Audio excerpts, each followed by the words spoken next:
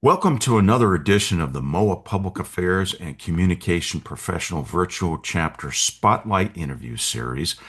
I'm the MPACOMVC President Link Smith, and today, this afternoon, on 29 May 2025, we are joined by MOAA Senior Director, Affiliated Council and Chapters Director, Captain Frank Michael, United States Navy retired. Good afternoon, Tank. Hi, Link. Great to be with you. Tank, you recently retired from the United States Navy. Can you share more about your career? Yeah, sure. I retired in 2015, served 30 years, I flew helicopters and had the pleasure, the honor of command of a squadron and a capital ship, the USS Boxer, and a couple of staff jobs in there in between. And that 30 years went really fast. It's a great experience. And most days I'd go back tomorrow. Tell us more about your duties. Well, really, it's pretty simple. It's I've got a team of five total folks here on the MOAA staff that do nothing but work towards the health and effectiveness of our affiliates, and using every single resource that we have to make sure that this network of almost 400 affiliates remains viable. It's such an incredible part of our organization. And the dedication on our end is we've got five of us that just do nothing but really have the pleasure of working with all of our volunteer leaders across the affiliates. As General Kelly always is quick to remind me, there's five of us that work exclusively for councils and chapters, but there's 85 folks behind us that all support this entire organization, supports our affiliates, and I'm very fortunate to have a bunch of really, really good colleagues. To that, Tank, can you talk a little bit about your staff, who they are, and what their positions are? Sure. I've got a great deputy, Dina Kilgore, who joined us about a year ago. And we kind of went in a different direction when we hired Dina. I took a senior director position here when Aaron Stone retired. And normally we backfill that position with someone who is recently separated from the service, a uniformed service member. And we made the decision, and it was a great one, that we were going to go out and find ourselves a really good association professional, which is what Dina has a large background, I think 20 years or more in associations and working in different associations around town. And she just brings a wonderful perspective and really has done a lot of great things over the last year, bringing her perspective into the shop. So very thankful to have Dina on board. Victoria Twine has been here. She's a manager, kind of runs the office. She's been here for over 20 years and has a lot of continuity in the organization. Everybody knows Victoria. And then I've got two wonderful specialists, Will Parton and Rachel Sanks, who work specific programs for us. And it's just a great group of folks. With that, Tank, let's get over to your personal philosophy. Indeed, you advocate driving change to improve organizational effectiveness and efficiency by creating a, quote, whole of enterprise, end quote, approach. Can you elaborate a bit on this approach?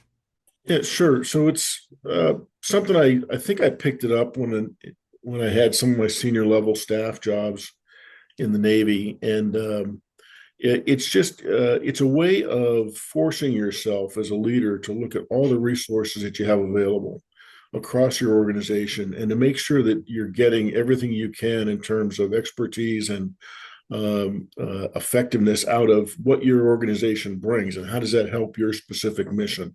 I just think it's smart to do that. It's sometimes easier said than done, but normally, as is the case here in MOAA, everybody is completely behind and involved in the success of councils and chapters. So it's not so hard for me to go out and find where I can leverage help. It's all there. I just have to recognize it where I can and bring those again, that expertise to bear to make councils and chapters stronger and more effective. For 2025, what are your top three priorities?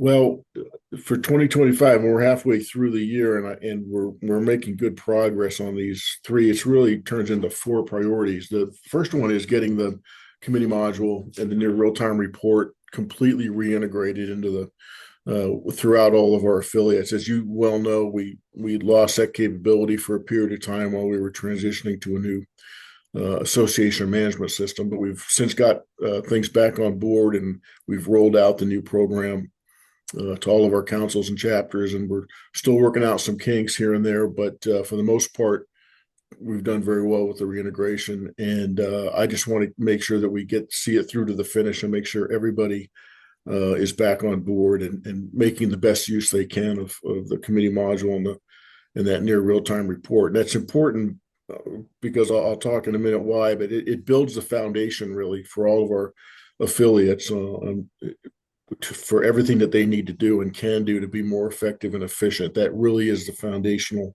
piece of it, is that committee module. We are very pleased, second priority, to be able to begin rolling out our new privacy policy. So we have been working on this for quite some time. We are ready, and this is one of the first times I've had an opportunity to talk about this, but we are preparing on July 14th to roll out our new privacy policy. And then what my job will be to operationalize that, and what does that mean for our chapters? And the big news is for our chapters, what it means is that this new policy is going to state that for all of our national members, and remember, we have 350,000 national members, not all those members have been opted into communications with councils and chapters. That's the great majority of them have not been opted in. And a large part of that dealt with just the way we did business prior to 2018, where we didn't automatically opt folks in when they joined National MOAA.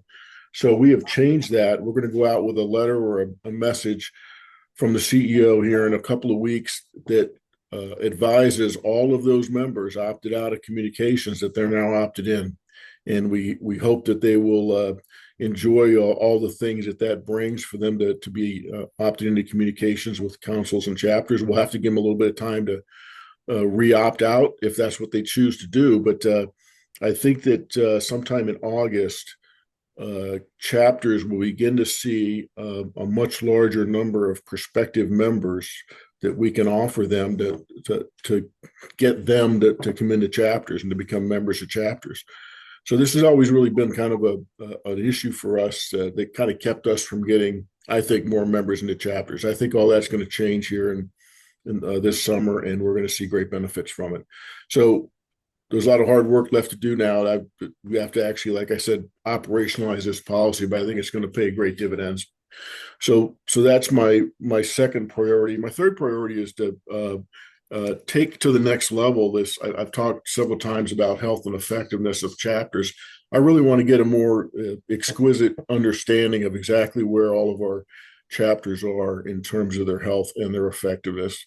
Because there's no way I can help if I don't understand, where I can help. We've got some very effective resources that we can bring to bear, but again, I have to know where to apply them. So having that understanding and then operationalizing that into, okay, now we understand where chapters are. What can I do specifically to help, and what does that look like? What does that roadmap look like? How do I work together with other chapter leaders, with council leaders to help chapters to get them in a better place where they need that kind of help. So we've been working that program for a while. I just want to get it to the next level, and then a kind of a corollary to that, and maybe we could call it the fourth priority, is that we need to find some ways that we can maintain our chapter footprint in terms of members, our geographic footprint.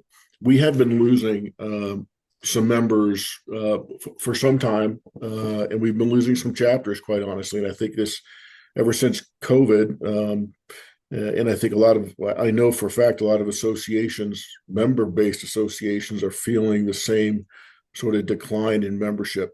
So I want to find ways that are, some of them are traditional ways of maintaining that footprint. Some might be different or out of the box a little bit.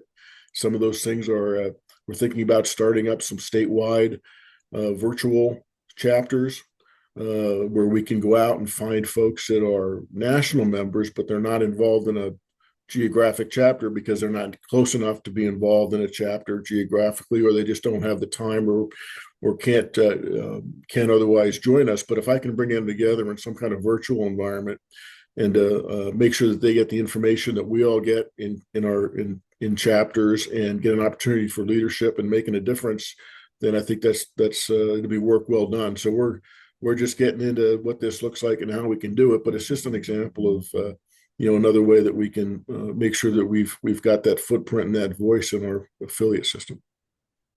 Tank, back over to AMS scale of 0 to 100. Where do you think you are in terms of percent?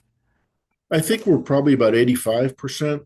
Okay. And it's a little difficult to gauge because I mean, we try to really understand where our councils are, where our chapters are, what they do, what they don't do. But there really is some a little bit of gray space in terms of I'm not sure exactly everybody that's back into the committee module. We have a pretty good idea. But I also know that we've had a number of chapters that were never involved with the committee module. They just didn't care to make use of it for different reasons. But I also know that we're bringing some of those folks on board now for the first time as well, and that which really makes me feel good. So that is probably the biggest part of that 15% that I think we have left to go is getting the folks that have not traditionally been part of that platform to come on board and to make sure they have everything they need to be able to use the system effectively. Tank, over to your point about associations writ large. It's hard today in 2025 to get folks to join.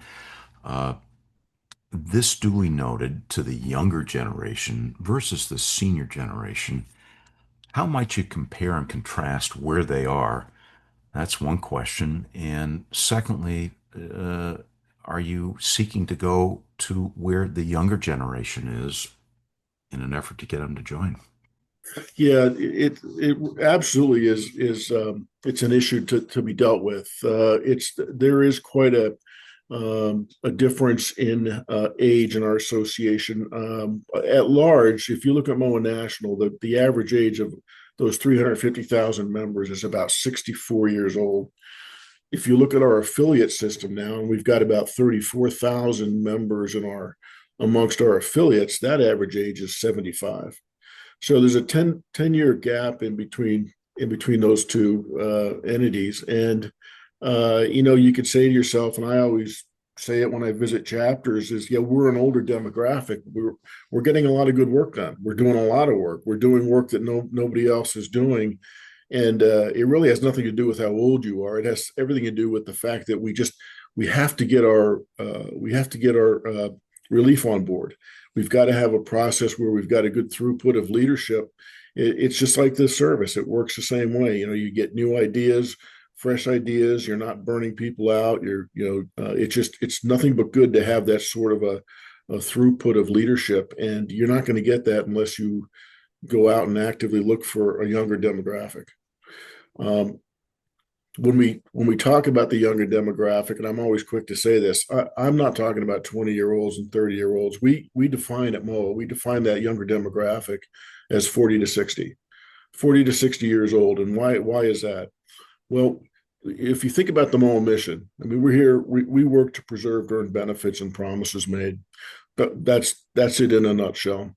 That mission doesn't necessarily resonate with a 20-year-old or a 30-year-old, second lieutenant, an ensign, a major, even who they've got a lot of things on their minds, mostly their families, their career, getting ready to deploy, things of that nature. They're not thinking about, cost of living adjustments and, pharmacy copays and a lot of the things that, really come into sharp focus for folks when they do retire.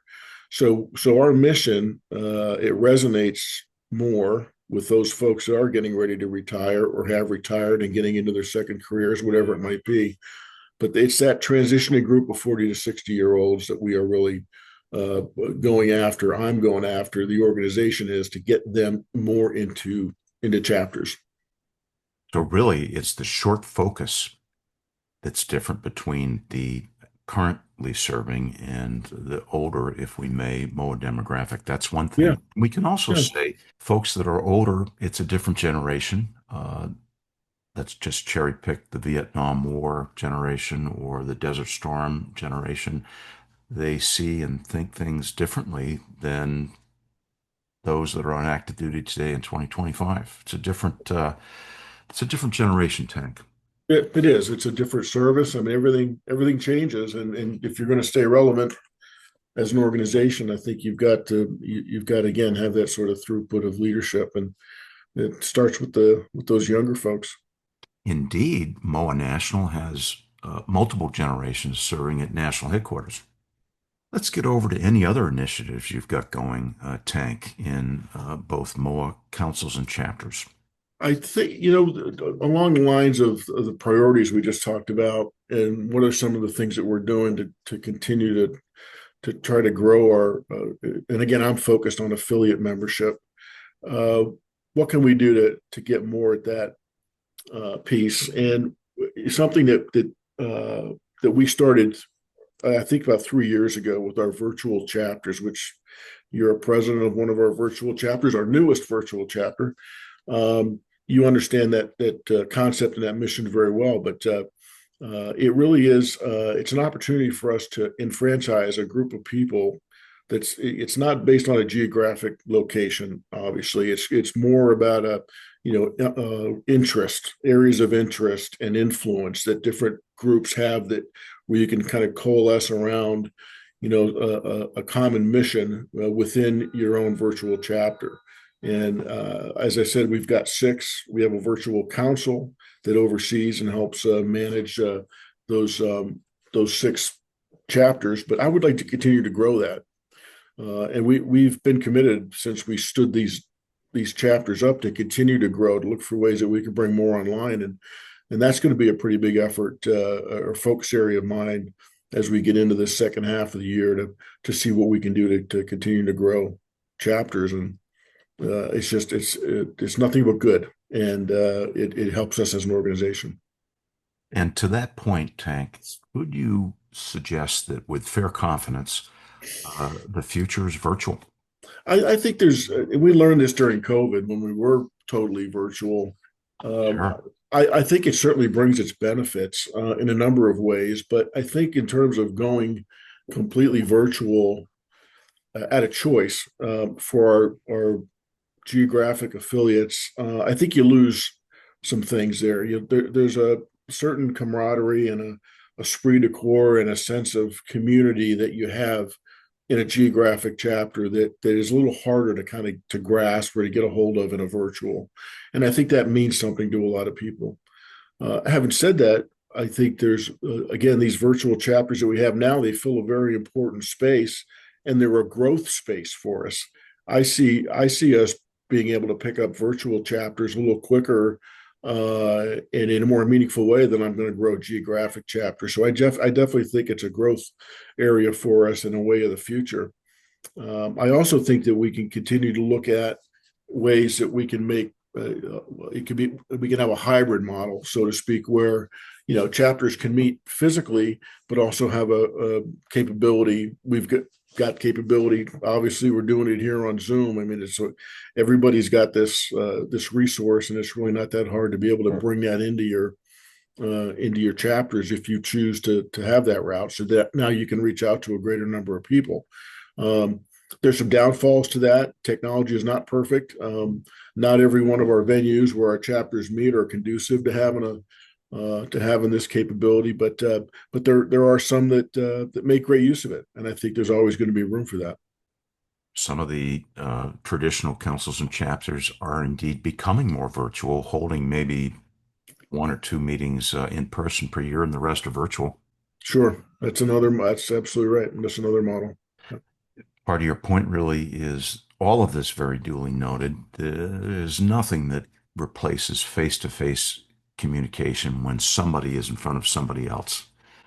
Yeah, yeah, and there's a lot of really good things that our geographic chapters do, community engagement activities and things of that nature. That obviously that doesn't lend itself much to the virtual world, but Uh, but there's, like I said, there's good points on both sides, and I think that, like everything else, something in the middle is probably the best answer.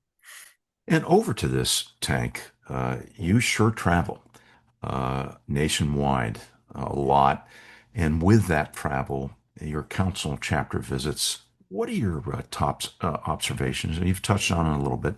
Well, I appreciate you bringing that up because I do. There is a lot of travel, but it really is the best part of the job, in my view. It really is, because it gives us not, and it's not just me that travels. I travel. Dina travels. We have a lot of staff members that travel. Board members will take visits, but I think the majority of them, either Dina or I take them. And the reason we do that is because there's an opportunity to meet with that chapter, to meet with them personally, to sit down with leadership, and to really talk about what is it that we can help with. Where do you see that I could best help get you in a better place, or keep you where you are in terms of an effective chapter. And it really is that one-on-one communication that we spend an hour together. I always try to do that at least an hour, and we sit with the board, and it also gives me the opportunity to learn what I'm not doing very well or what I need to improve on, and I get to hear that firsthand, and we get to make some changes, to better support chapters. But that feedback is incredibly important. So that program is, and MOAA, really does support that travel program. It's not cheap. I mean, it's, as you know, to make 130 trips or so a year to our chapters and councils around the United States.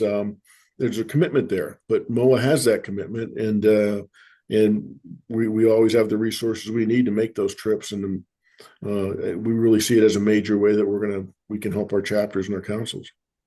I hear a lot in terms of best practices, things that are working and not working in chapters, and we always try to bring that back and share those things.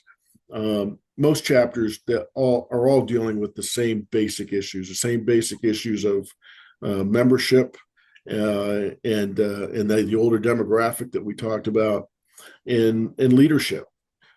Actually, I have found out over the past year or so that the reason we lose chapters is not so much that a lack of members, it's a lack of leadership. So, folks don't stand up to be the president or the vice president or take on these critical roles within a chapter. The chapter can't function.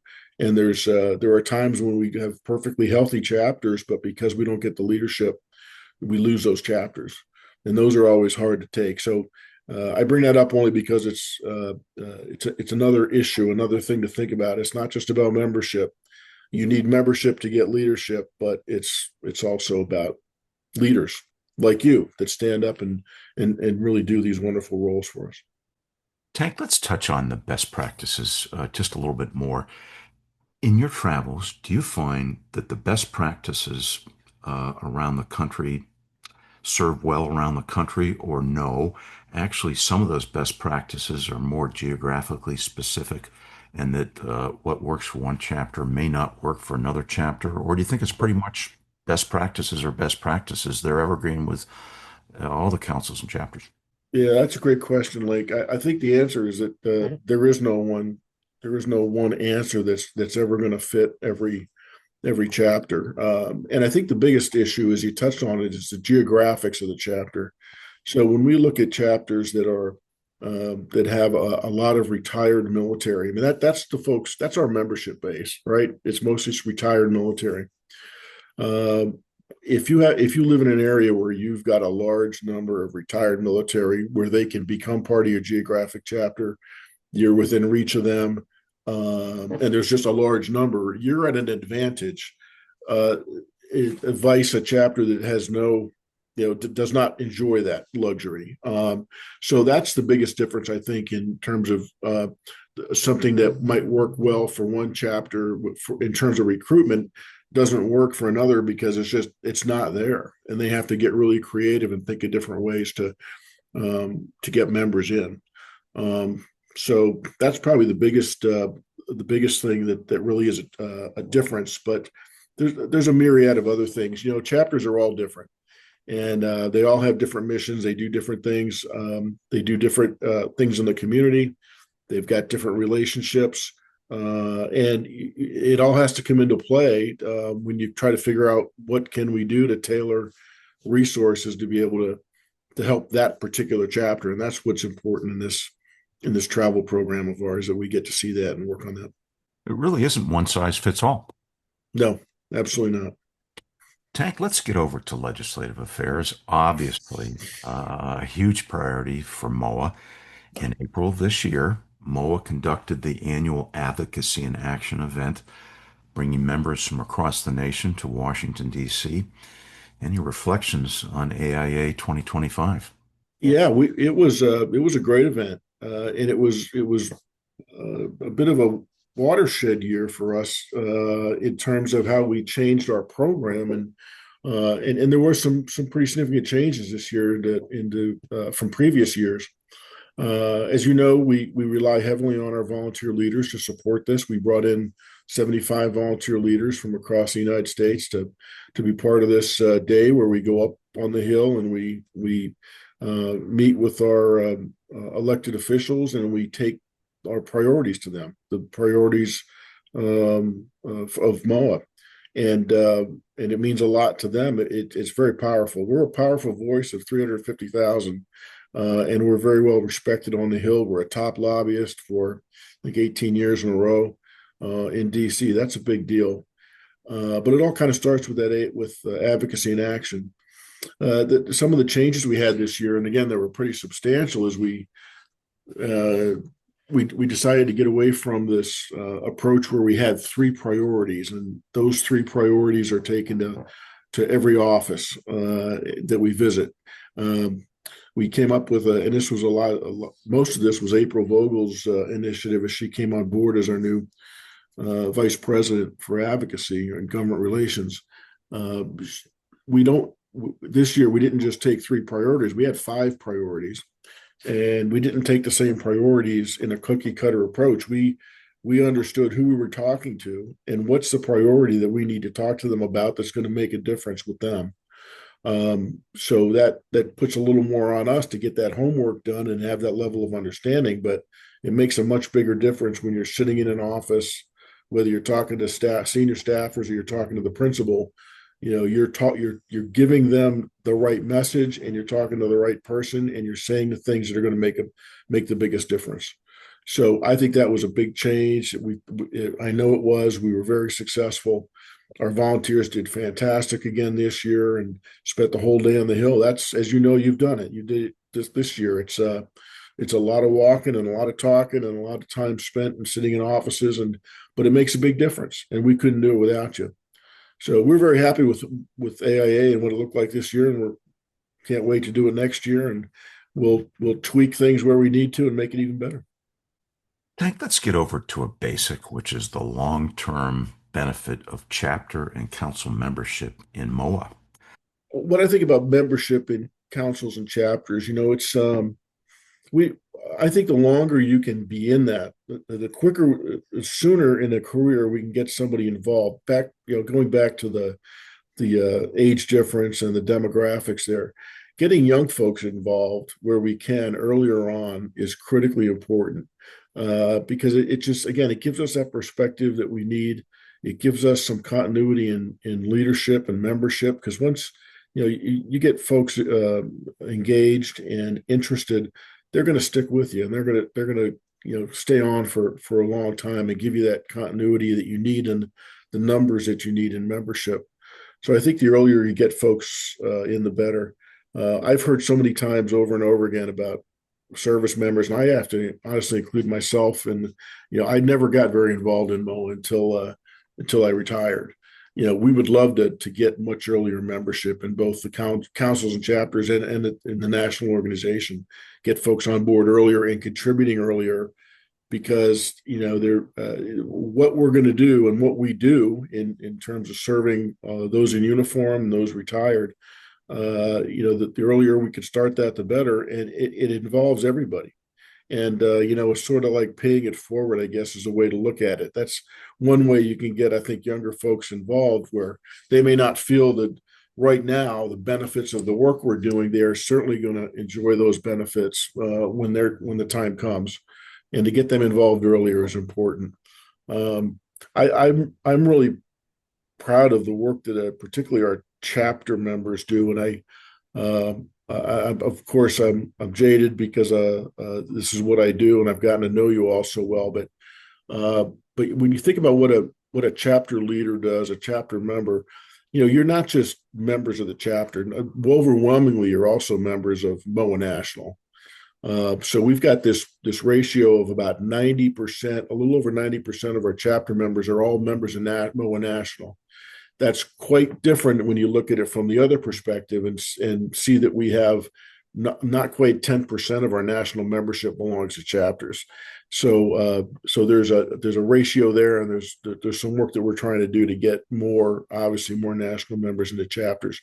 But there's something special about what a chapter leader brings, a chapter member, because they don't just they believe in the mission. Again, they're part of MOA National, but they take things to the next level, to a very important level, and that's the work that we do in communities, the grasswork engagement, the grassroots advocacy work. That's stuff that nobody else does. Nobody in this building does it. Nobody else at MOA National does that work. You have to be part of a chapter to do that sort of work and to take part in that mission. And again, that doesn't happen anywhere else. So chapter members, chapter leaders have a very special place in my heart because of all the above and beyond that they do to get our mission to that level. Tank, to your many points about the younger generation, the younger demographic, let's get over to Total Force Plus. Indeed, MOAA will be hosting the Total Force Plus conference. It's now scheduled for, I think it's 28, 29 October, National Harbor, Maryland. Yes. Tell us more about Total Force Plus and how that is, among many things, an effort towards the younger demographic.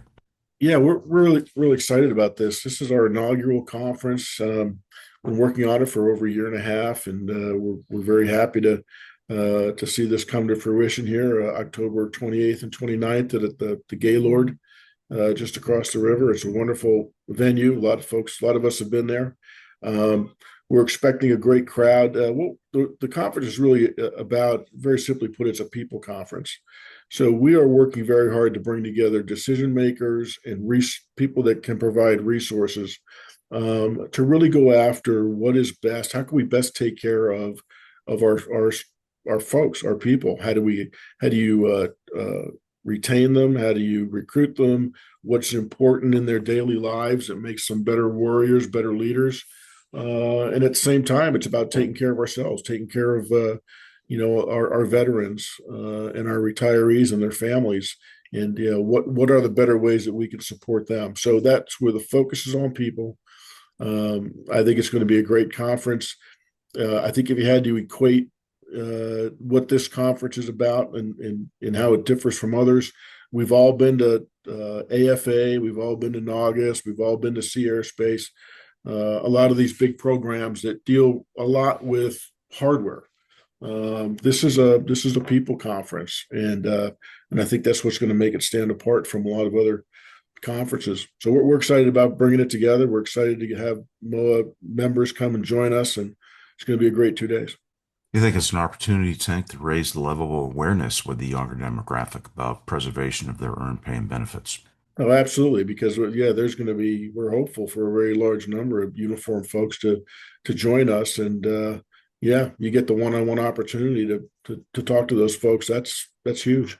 Any prediction Absolutely. on where the attendance is going to come in at, Tank? I don't even want to. There's no wood to knock on here, so I don't even want to make a guess. But we're expecting a great turnout. But we also know that this is the first year we've done this, so we'll grow from this experience, and we're committed to doing this in the out years, and we'll just make it a better program as we move on. But we're trying to be pretty wide eyed about what exactly we can expect out of this one, and but we feel good about it. We feel good that we're going to get a great turnout. And to the conference, Tank, indeed, you'll be holding the annual MOAA meeting the day after it's over. We will. So that's another reason for MOAA members that want to come and join us. We'll have our annual meeting of the membership right there at the same venue the following day on the 30th. And with that, sir, in closing, the floor is yours. Anything else you'd like to spotlight about the Military Officers Association of America? Uh, I think the best way I could close this out with you, and again, I thank you for the opportunity, Link, to be able to do this. But it really it gives me an opportunity to thank you and folks like you that work so hard. All MOA members for what they bring, the fact they never stop serving. But again, particularly for the folks that do the hard work in chapters and councils, you don't, we don't compensate you very well for the work you do. You do it because you feel good about doing it. You're giving back, and really is an incredible honor to be part of the team where I can be part of that with you, and we can get great work done together. But none of it gets done without you and folks like you and great leaders and members that believe in the mission. Captain Frank Michael, Senior Director, the Military Officers Association of America Affiliated Councils and Chapters System. Thank you for joining us on another edition of the MPACOMVC Spotlight Interview Series. Well, thank you, Link. Wonderful to spend a day with you.